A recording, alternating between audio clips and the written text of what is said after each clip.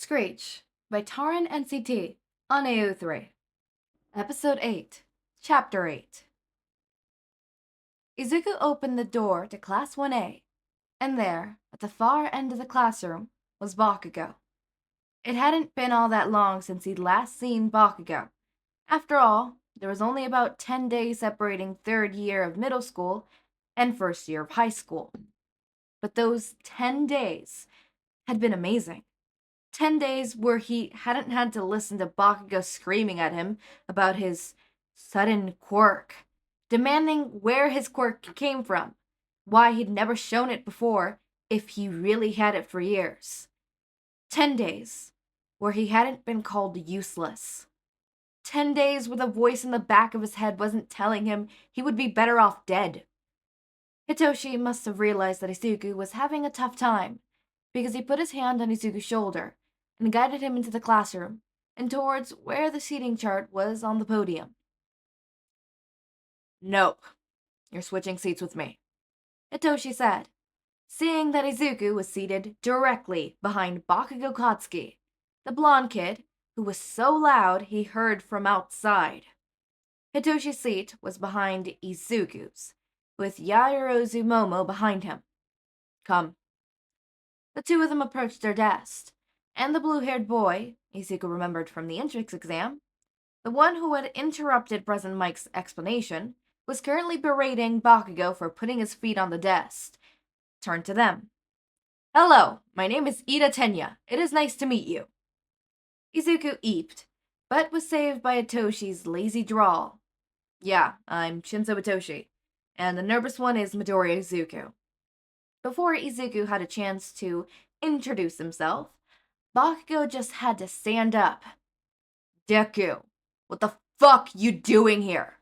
I told you not to show your face here," he screamed. "Oh," Hitoshi drawled. "I don't think I like you very much." "Hitoshi," Izuku hissed in warning. "What? It's obvious he's a bully by the name-calling alone." He looked back at Bakugou. "My brother's name isn't Deku. There's a lot of names I'll allow someone to call him, but I will not allow someone to call him useless. Understand?" "Deku doesn't have a brother," Bakugou snarled at Hitoshi. "He does now," came Hitoshi's lazy reply. "Hitoshi, there's no need to play nice with fools like him," came a quiet voice. Hitoshi glanced at the speaker. "Oh. Hey, Shouta. Glad to see we're in the same class." While still facing away from Bakugou, Hitoshi whispered to Izuku. "Go to your seat. Me and Shouta will distract him until Dad gets here." Izuku quickly followed his brother's advice, shooting them both a grateful look, as the red and white-haired boy got closer and stood in between him and Bakugou. In the months Izuku had been living with Shouta, Hizashi, and Hitoshi, he'd met one of Hitoshi's friends, Todoroki Shouta. Since Hitoshi was adopted by a pair of pro-heroes, he was considered a legacy child, and as such was allowed places where typically only pro-heroes and their kids were allowed. Like the exclusive grocery store Hizashi liked to go for his throat logers, and Shota's favorite jelly pouches. That was also the place he had met Shouta and his sister Fuyumi. The two had exchanged numbers, and had been best friends ever since. Almost 4 years now. Shouta had also met Izuku, and knew some of his habits by now, and could see that the blonde kid was upsetting him. Izuku would normally be nervous about allowing anyone to stand in Bakugou's way, but he knew how strong Hitoshi was, and from what he'd told Izuku, Shouta was even stronger. There was no need to worry about those two. Before they could really start ignoring Bakugou, he heard Shouta arrived at the door, and looked up. He was the only one to do so, but he could also tell that both Shouta and Hitoshi noticed him as well. Izuku looked around at the class, wondering why no one else had noticed their teacher had arrived, and was about to say something when he heard Shouta whisper, "Don't. I'm timing them." Izuku nodded, sat back in his seat, and just watched as Bakugou got more and more upset with Hitoshi and Shouta being in his way from assaulting Izuku, and the rest of the class being oblivious to Shouta's arrival. 5 minutes after the bell had rung, Shouta finally made a noise, and the 2 students at the front of the class shrieked, catching the attention of the rest of the class. With 3 exceptions, it took 5 minutes and 37 seconds for you to take notice of me. Shouta pulled out a jelly patch and slurped it up. Unacceptable. I expect better from you tomorrow. Shouta stood up and shielded his yellow sleeping bag. My name is Aizawa Shouta, and I'll be your homeroom teacher for the next 3 years. Assuming you last the next 3 years. He pulled out the gym uniforms from behind the podium. Put these on and meet me at PE field. Hitoshi, Izuku, and Shouta were the first 3 to the field, knowing full well how much Shouta would berate them if they took any longer to get changed. The rest of the class, however, didn't know anything about their new teacher. Shouta gave the class his best disappointed glare. It took you almost 15 minutes to get here. That is unacceptable. From today on, you'll be here within 5 minutes. Now, on to the reason we're out here. You kids have been doing these since junior high, right? Physical fitness test, where you aren't allowed to use your quirks. The country still uses average taken from results of students not using their quirks. It's not rational, especially for heroes in training. Midoriya, you got first place on the entrance exam. Shouta looked at the nervous Izuku. In middle school, what was your score for the ball toss? Maybe 21 meters? Izuku was proud of himself for not stuttering. Then try doing it with your quirk. You can do whatever you want, so long as you stay in the circle. Give it all you got. Izuku was sure only Hitoshi could tell that Shouta's expression was encouraging. Everyone else would just see a blank stare. Izuku had gotten good at reading the underground pro.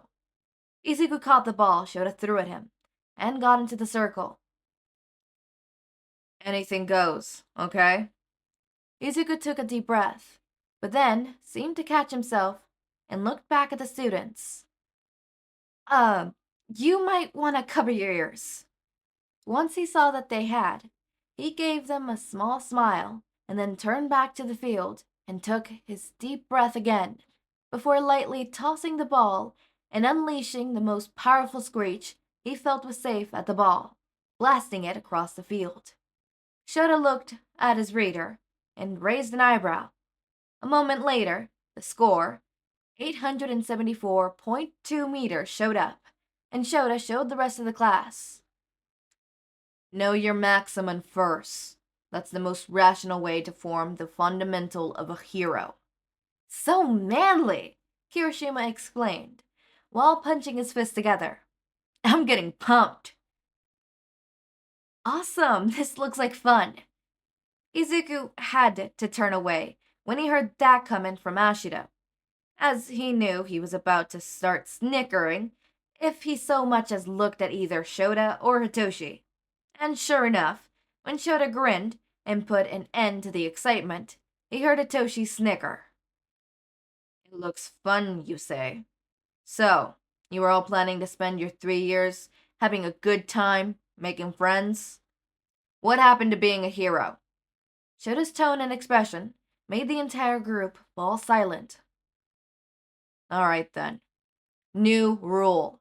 Whoever gets the lowest score, Shouta paused for the dramatic effect, will be instantly expelled. What? But that's not fair. Uraraka complained, but that was instantly shut down by Shouta while Izuku did his best to ignore Hitoshi's laughing. Unfair. Then what about natural disasters? Massive accidents? Or how about the villain attacks? Shota's creepy grin was intensified as he lifted his hair out of his face. All kinds of unfairness are hurled at heroes on it daily, and it's our job to turn that unfairness around. If you were expecting to have a fun-filled, normal high school experience, then you're sorely mistaken. For the next 3 years of your life in the school, UA is going to be throwing on hardships after another at you. Plus Ultra and all that stuff. The first real test after the demonstration was the 50-meter dash. Izuku knew he was going to do pretty well at that one. He might not be as fast as Keigo, but he was still a very fast bird. He got into the ready position next to Ida and spread his wings. As soon as the signal was given, he beat his wings and leaped. 2.89 seconds, chirped the reader, Ida getting 3.04 seconds. Izuku grinned as he walked back to Hitoshi. Beating a kid with literal engines in his legs. Not bad. I just hope I can crack the 5-second mark this time. I'm usually around 6. Hitoshi said. When it was his turn, Hitoshi was up against Uraraka, who was using her quirk to remove the gravity on her clothes. The two got into position, and at the signal, Hitoshi darted forward. 5.92 seconds. Yes! Hitoshi cheered. Finally broke out of that 6-second range. He trotted over to Izuku, purposely not looking at his dad. He knew he was going to see a proud grin on his face if he were to look. The next test was the grip strength. In this one, Hitoshi decided to use his quirk.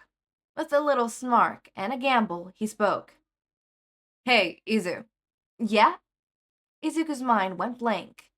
This wasn't the first time. He had been under Hitoshi's quirk before.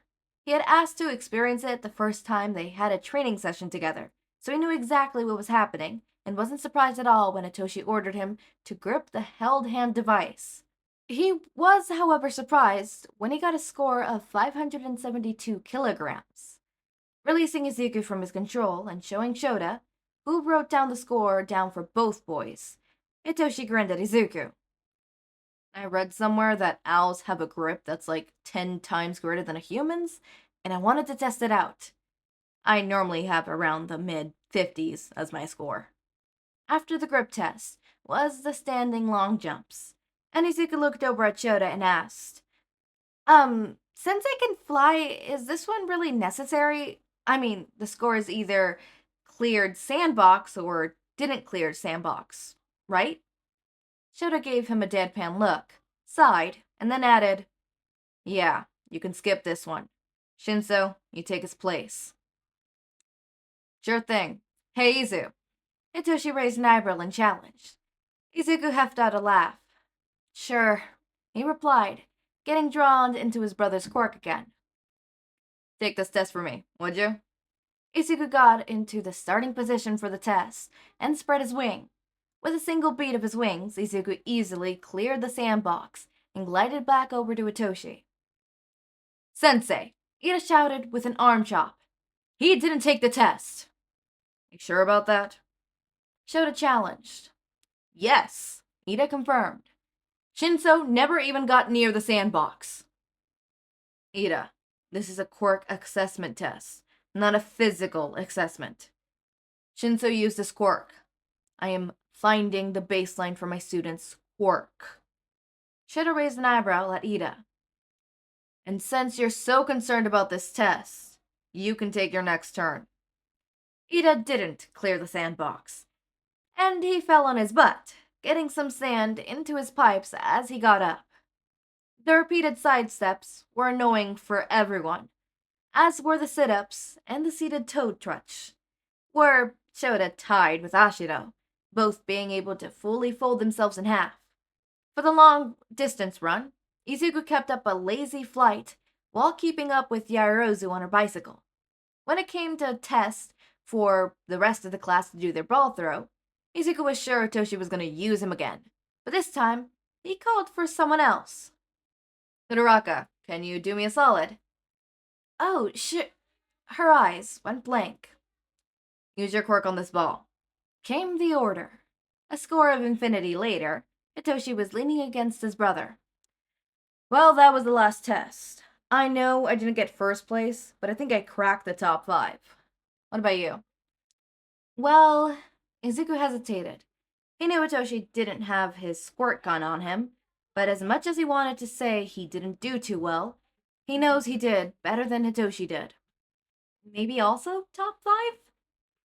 Nope. Try again, Hitoshi said as he pinched Izuku's shoulder lightly. Fine. Top 4.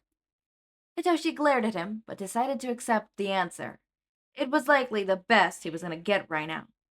After everyone's scores were totaled up, Shouta stepped in front of the class. I'm not going to bother giving out the scores individually. The scores showed up in a hologram. Izuku had landed the top score, just barely beating out Yaoyorozu Momo in second, and Shouta in third. Hitoshi was fourth, and Bakugou was fifth. Izuku was blinking at the score, so stunned he didn't hear anything afterwards. Only coming back to himself was Hitoshi lightly shoved him. Come on, let's go get changed quickly. I want to see if Dad will let me drag him to that Owl Cafe this time. I just now realized that this is the same author as Data Stream. Okay. Literally, because I just see the notes. I recycled parts of the assignment test from Data Stream. Like, I copy/pasted the start of the scene and then altered it to fit. I couldn't be bothered to write that part again. And you know what? That's a mood. I know for a fucking fact that... Did I even put that test in my story? Hold up, I'm opening up my notes, going into writing. But onto that, there's not much to add. It was just the test. It was interesting. When is Bakugou gonna get yeeted out of the class? Because I'm very interested in that. Do we want a kid? Chapter 17. Interesting chapter. Yeah, Quirk apprehension test. I have it. It's its own chapter. Oh. I'm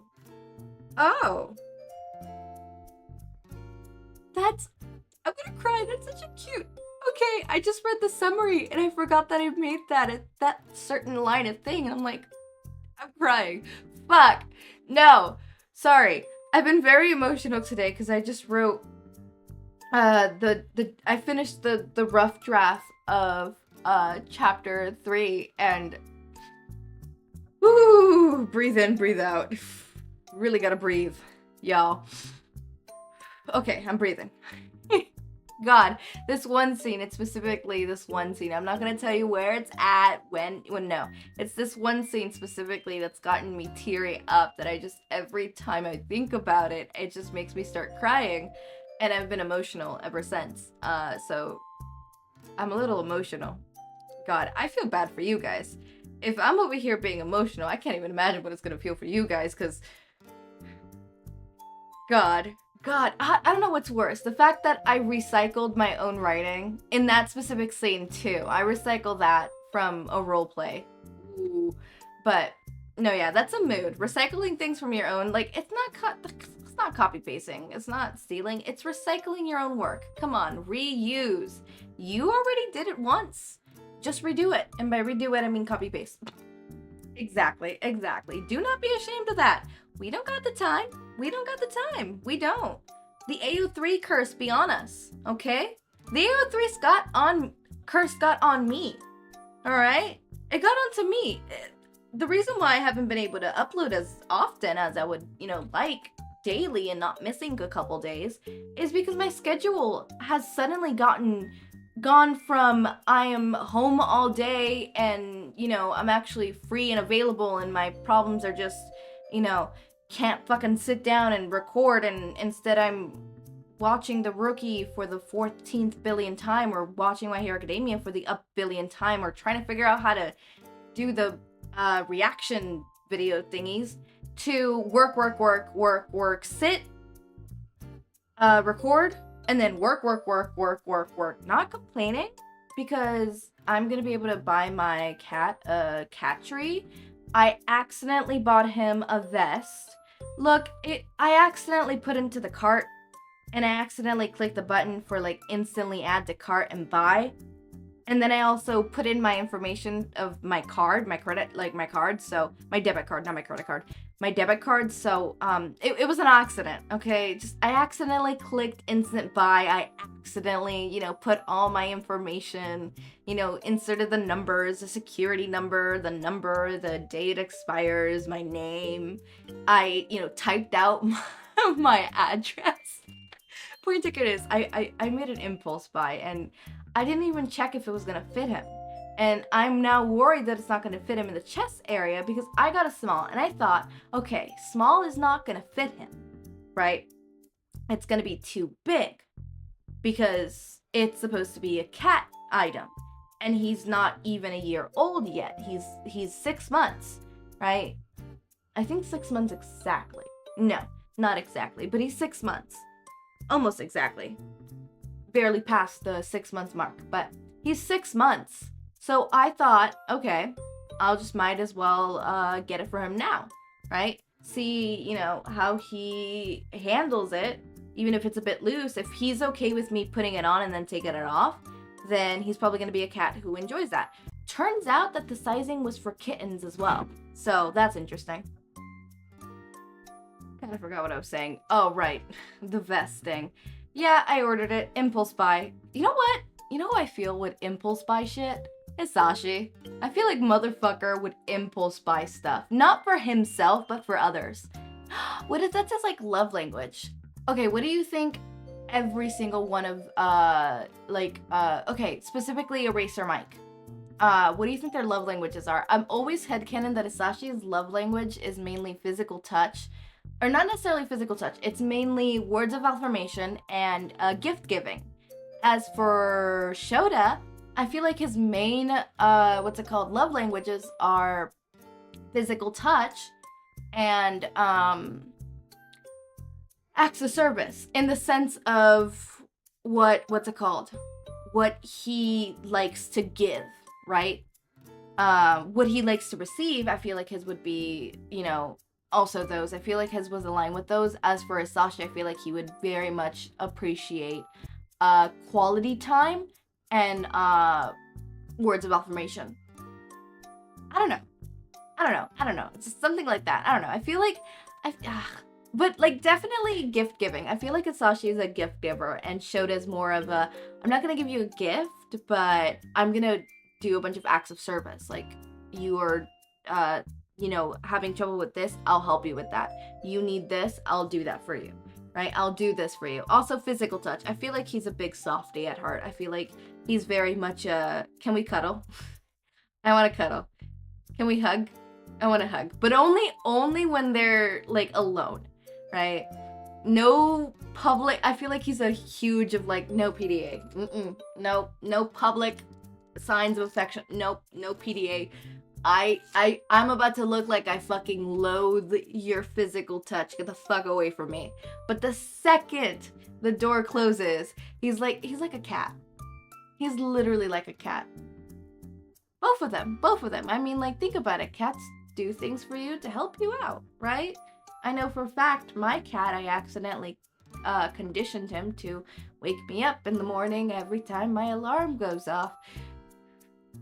I wake up, I don't mean the cutesy little, the little ledge, the little meows. No, I mean mans will bite my face.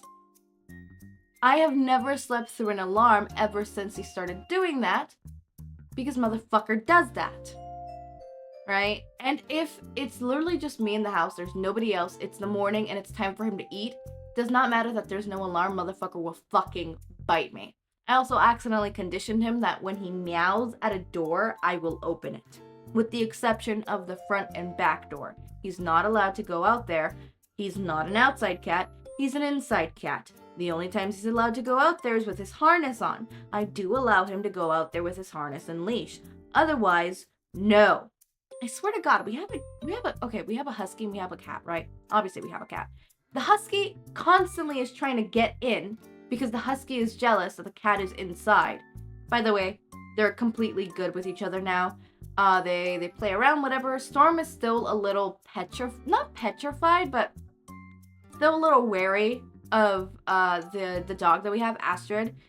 He's still a little wary for the simple fact that she's, a husky, and he's a 6-month-old kitten, right? He's like a little teenager. They grow up so fast.